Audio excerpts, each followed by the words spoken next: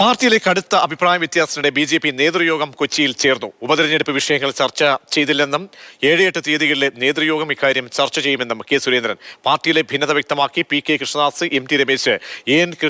രാധാകൃഷ്ണൻ എന്നീ മുതിർന്ന നേതാക്കൾ യോഗത്തിൽ നിന്നും വിട്ടുനിന്നതിനെ സുരേന്ദ്രൻ ന്യായീകരിക്കുന്നുമുണ്ട്. ഉപതെരഞ്ഞെടുപ്പുമായി ബന്ധപ്പെട്ട വിഷയങ്ങൾ ഇന്ന് ചർച്ച ചെയ്തില്ല. കാരണം ഉപതെരഞ്ഞെടുപ്പുകൾ നടന്ന മണ്ഡലങ്ങളിൽ നിന്ന് റിപ്പോർട്ടുകൾ നമുക്കിതുവരെ ലഭിച്ചിട്ടില്ല. കാരണം വയനാട് ലോക്സഭയിലാണെങ്കിൽ 1300-ലധികം ബൂത്തുകളിൽ നിന്നുള്ള റിപ്പോർട്ടുകൾ വരണം. ചേലക്കരയിലും പാലക്കാടും 175, 180 ബൂത്തുകളിൽ നിന്നുള്ള റിപ്പോർട്ടുകൾ വന്നിട്ടില്ല.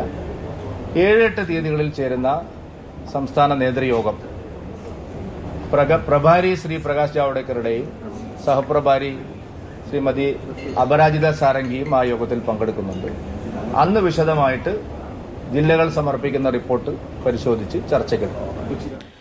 പ്രദീപ് ജോസഫ് ഉണ്ട്. പ്രദീപ്, കനത്ത തോൽവി സംബന്ധിച്ച് ഇന്ന് ഒരു തരത്തിലുള്ള പരാമർശങ്ങളും ഉണ്ടായില്ല എന്നാണോ പ്രസിഡന്റ് പറയുന്നത്? അങ്ങനെയെങ്കിൽ ഈ വിട്ടുനിന്ന നേതാക്കളുടെ കാര്യത്തിലൊക്കെയുള്ള അഭിപ്രായങ്ങൾ അദ്ദേഹം എന്താണ് വ്യക്തമാക്കുന്നത്? ഉപതെരഞ്ഞെടുപ്പ് ഫലം ഇന്നത്തെ നേതൃയോഗത്തിൽ ചർച്ചയായതേ ഇല്ല എന്നാണ് കെ.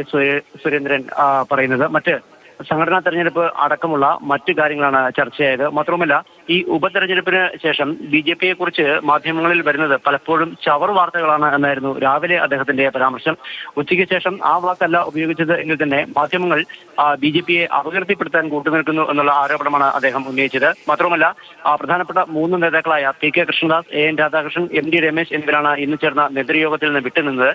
ഇക്കാര്യത്തെക്കുറിച്ച് ചോദിച്ചപ്പോൾ പാർട്ടിയുടെ എല്ലാ യോഗങ്ങളിലും ഒരിക്കലും എല്ലാ ആളുകളും പങ്കെടുക്കാറില്ല എന്നാണ് അദ്ദേഹം പറഞ്ഞത്. ഇന്നത്തെ യോഗത്തിൽ തന്നെ മൊത്തത്തിൽ 14 പേർ പങ്കെടുക്കാതെയുണ്ട്. പാർലമെന്റ് സമ്മേളനത്തിലാണെങ്കിൽ പോലും എല്ലാ ദിവസവും എല്ലാ എംപിമാരും എത്താറുണ്ടോ എന്നുള്ള മറുചോദ്യമായിരുന്നു കെ. സുരേന്ദ്രൻ്റേത്. അതുകൊണ്ട് തന്നെ ഇവർ എത്താതിരുന്നതിനെ കുറിച്ച് കൃത്യമായൊരു മറുപടി അദ്ദേഹത്തിന്റെ ഭാഗത്ത് നിന്ന് കിട്ടിയിരുന്നില്ല. അതേസമയം വരും മാസങ്ങളിൽ ബി.ജെ.പി. നടത്താൻ ഉദ്ദേശിക്കുന്ന സമരപരിപാടികളും ഇന്ന് ചേർന്ന നേതൃയോഗം ചർച്ച ചെയ്തു. മുൻപ് വിഷയത്തിൽ പ്രക്ഷോഭ പരിപാടികളുമായി മുന്നോട്ട് പോകാനാണ് ബി.ജെ.പി. നേതൃത്വം തീരുമാനിച്ചിരിക്കുന്നത്.